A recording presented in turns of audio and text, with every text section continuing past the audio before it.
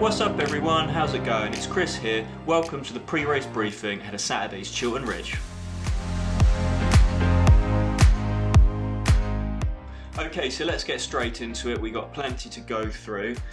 So first thing is, all of the information that I'm talking about in this video and things that you might need to download, they're all available at runawayadventures.com. Follow the link to the Chiltern Ridge race page and everything you need will be there. Things that you do need to bring on the day. So the mandatory equipment for the race is pretty simple. So we're asking that you bring your phone, carry your phone with you, make sure it's fully charged when you arrive. Carry some water with you and have the facility to be able to carry up to 500 millilitres or more. Do bring one of those soft cups with you if you've got one, because that'll mean that you can take Coke and electrolyte drink at the aid stations.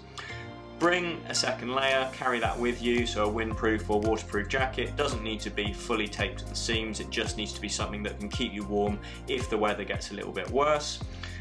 We're going to give you a paper map at registration. A link to that if you want to print your own is on the website. And then also we're asking that everyone has access to the route on their phone or their watch. So if you've got a Sunto or a Garmin or a proper GPS watch, you could download the GPS file straight to that and use the breadcrumb feature. That's a great way of just being able to glance at your watch, check you're going the right way, and it means that if our signage for some reason was tampered with, you can kind of use that to orientate yourself and work out where you need it to be. And if you don't have that facility, then do use the OS Maps app, the Google Maps app, the Garmin app, or all of those different sort of hubs to navigate with. Have one of those available on your phone that you can just open and just check where you are at any time. We've uploaded the routes to all of those places already and they're all available on the website, so please get that sorted. It gives us peace of mind just in case something happens, and it means that you're going to stay safe and get to the finish in as quick time as possible. Now, you shouldn't need to use that at all throughout the day. We are marking the entire course and that is there for a backup, but yeah, please do that because it keeps things going for everyone. The weather for the day is looking all right. It's feeling like, you know, it could be a dry Chiltern Ridge for the first time in 3 years. We've never had a completely dry Chiltern Ridge.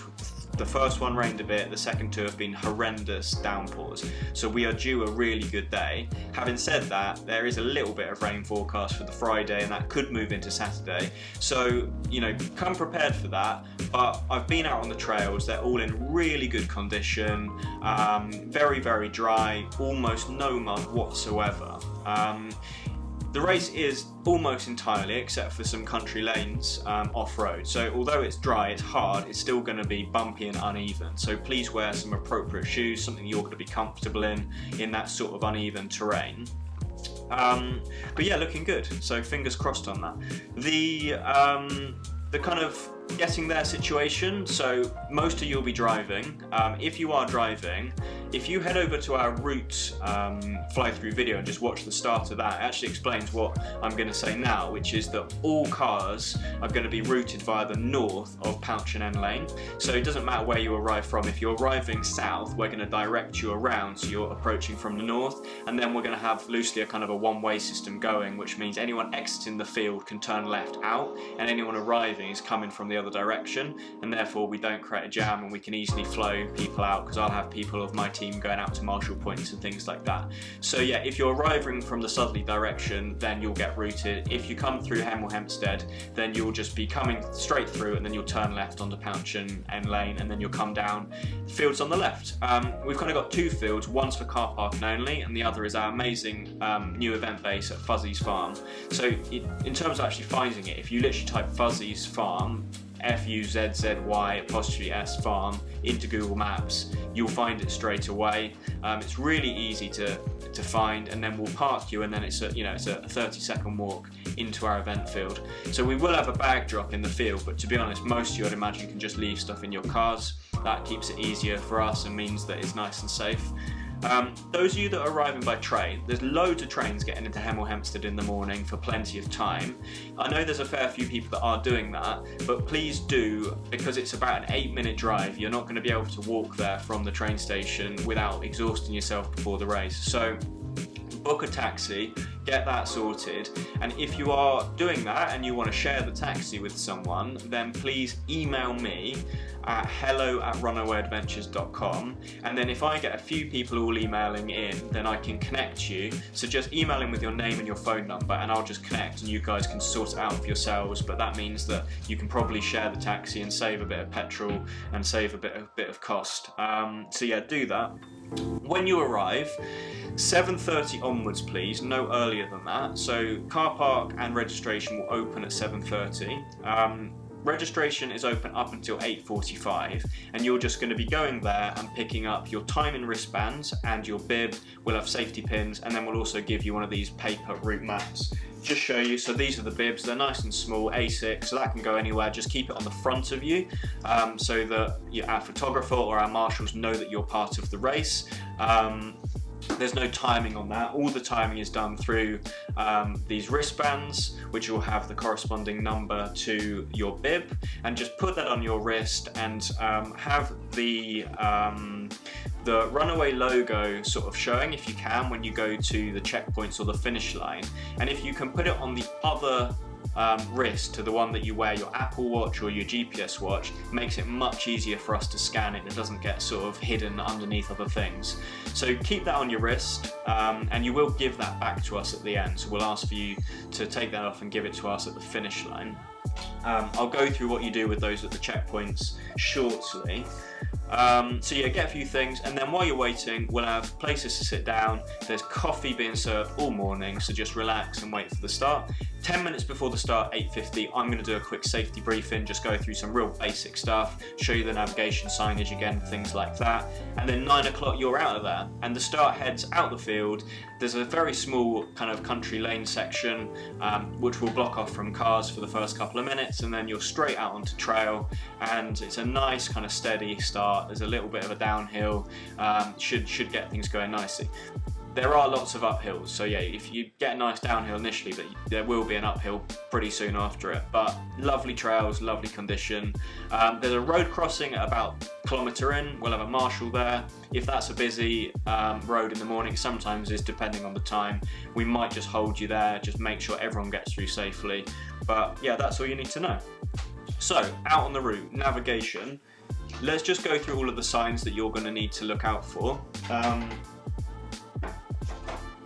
These signs here, so these are A5 white signs with orange arrows.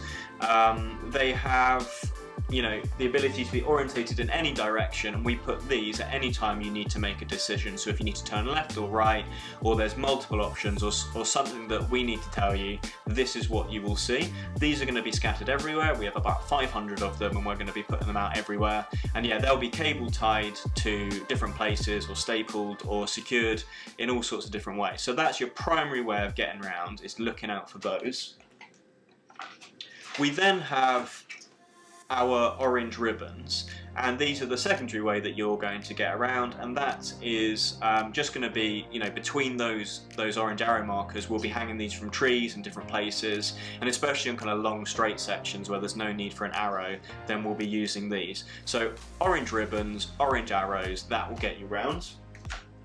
On some turnings, but not many, you may see these much larger signs, and these are where it's very unclear, and you might be going from a big trail onto a smaller trail, turning left or right. So if you see these are ours as well. They'll either say turn right or turn left, just follow the instructions, and that will get you where you need to be. Two other things, we have some wrong way signs. So these are really only used where the trail continues straight on and you're going left or right, and we'll put these a little bit further down the trail, so if you've been looking at your feet or daydreaming, hopefully you see that. But then if you do miss that as well and you carry on and you don't see any orange arrows or any orange ribbons for ages, then turn around, you will be lost. And that's where, if you've got the breadcrumbs on your phone, or just a quick glance of that on your watch, a quick glance of that will mean that you can just see exactly if you are on or off the route. I guess do be slightly careful with those GPS tracks. If you're very close to the route, in the forest and things like that, they can be very slightly out, but if you're miles off, then you will be off route. Caution road crossings, these are going to be just in front of really kind of busy roads where you do need to be very aware of the traffic. There's not that many busy roads, and the first couple that we are a bit worried about in terms of fast traffic, they're going to be marshalled for the entire time. And then these really are just to kind of tell you, take your headphones out, have your wits about you, make sure that you just safely get across and don't just follow the runner in front of you. Okay, so next up we have got, other members of the public. This is a event on public rights of way, and there'll be lots of people out walking, cycling, doing whatever they want to be doing on a Saturday morning. Please be nice to them, say hello to them. If you need to overtake or get past, just say excuse me. And you know, everyone's really nice in the area, but no one likes being barged past by about 175 runners. So please be really nice to everyone that you see. That helps keep our event and our reputation up, and means we can carry on doing it year after year. There may well be people riding horses. That is really important, especially if you're approaching from behind a horse, just to slow right down and just give the rider some awareness that you're there, and then they can move to one side and everyone can kind of get by safely. Few fields will have livestock in. I don't think there's any cows on the route, but there are some sheep, and that means that you have to be really aware that gates should always be shut. So if you're opening any gate at any time, then please shut it behind you. The only time I would say you would leave a gate open is if there is a runner within a couple of meters of you. Obviously you can hold that open for that person, but that second person, please make sure you close it. If you see a runner like 100 meters behind you, just close it and carry on. You never know where that runner's going. They might not even be in the race. So it's best off just to keep the gate shut, and then no sheep are going to go missing. Golf courses. There are 2 golf courses on the route that you go through. The first one, Whipsnade Park, will have a marshal at it because we are just having to go slightly around the first tee, because the footpath actually goes straight across the first tee. So you'll see a marshal, they're just going to direct you around the back of it and then straight back through the footpath, and that will sort that one out. The one in Berkhamsted, this is much later on into the route. You do actually run across a fairway, and you can see to your right hand side the tee, and if you see someone's literally just about to take their shot, they're literally teeing off at that moment, stop, else you might get a golf ball in the mouth. But also, that's, you know, if you're a golfer and someone walks in front of your shot when you're about to play it, you know, it puts you off. You're not gonna be happy. So yeah, just give them a couple of seconds if you can. It's a major path, so everyone will be used to it that uses that course. But yeah, be respectful where you can on that. So that's all of the things on the route. There are 3 checkpoints, kind of main checkpoints, which are Whipsnade Village Hall at 15.2k, Dagnall Village Hall at 24.5.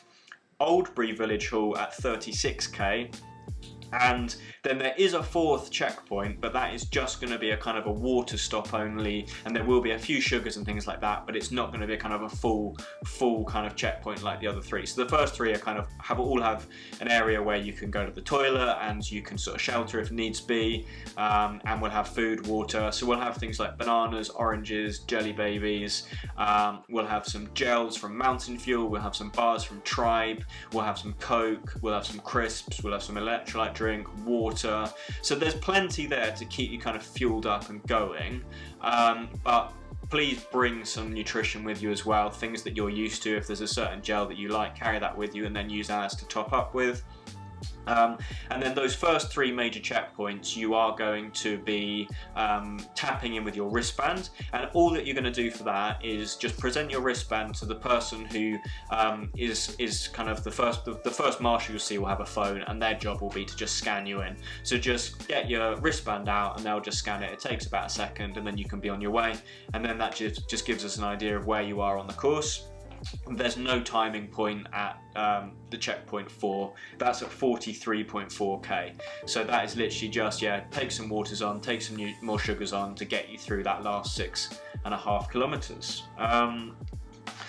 There will be some marshals on the route in about, I don't know, about 12 different locations. We've got marshals, so they are there just to help you with safety and navigation and just make sure everything's going okay. But there are kind of large stretches, road crossings that don't have marshals, so it is really important that you're aware of that you keep your wits about you, and that you just stay safe, you know, at all times, and put your safety before your times and your running, because you know you never know what can happen. So yeah, any road crossings, just keep your head up and be safe, please.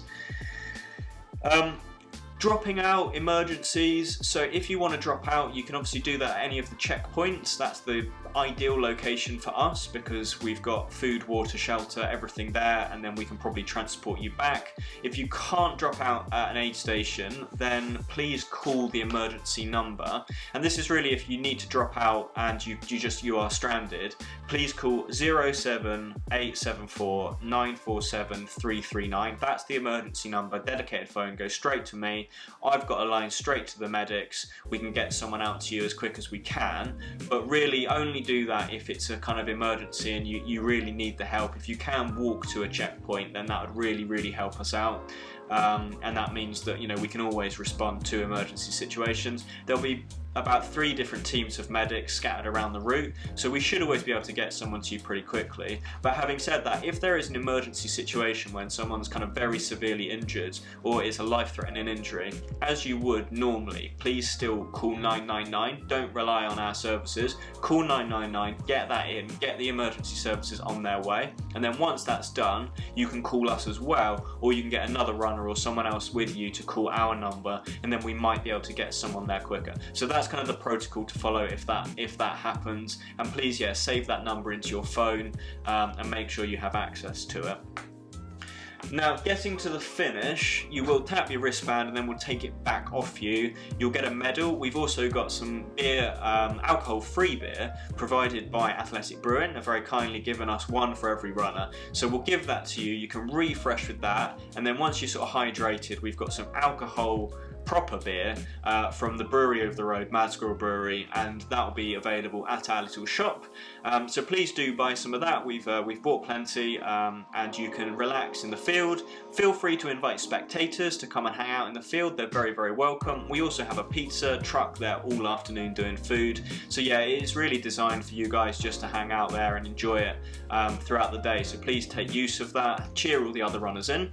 At about 2:30, 3 o'clock, I'm going to be doing a prize giving where I'll be awarding some prizes to the top 3 runners from male and female categories, and also some age categories as well. We've also kindly been given some of these brilliant hats by Yugoku Projects. Daryl, the founder, is actually running the race, so say hello to Daryl if you see him. And yeah, he's kindly donated some hats to give to some of the winners for the race, so thank you very much for that. And we will have some of those available also to purchase at our shop, along with this t-shirt that you can see that I'm wearing. We've got these kind of cotton t-shirts, and we also have some Ron Hill t-shirts. Come say hello to the shop, say hello to Jess, who's going to be manning that all afternoon, and get involved. It'll really help us out. We're getting rid of this t-shirt after this event, so we need to get rid of all of them if we can. They're at a good price, they're at £10 each, so yeah, do get involved if you haven't already. And there we go. There is a photographer that we'll have going around the course, Graham Smith. Thank you very much to Graham for coming along. He is going to be taking some photos at the start, somewhere along the route, and then back at the finish. We'll try our best to get as many as we can and try and get all of you in there. But sorry if we don't get everyone in every location. It's very difficult to do that on such a big course without having loads of photographers. But Graham is going to be editing those on the Sunday and getting them out to us, and they'll be freely available to download, share on social media, do whatever you want with them. Yeah, so thanks very much to Graham.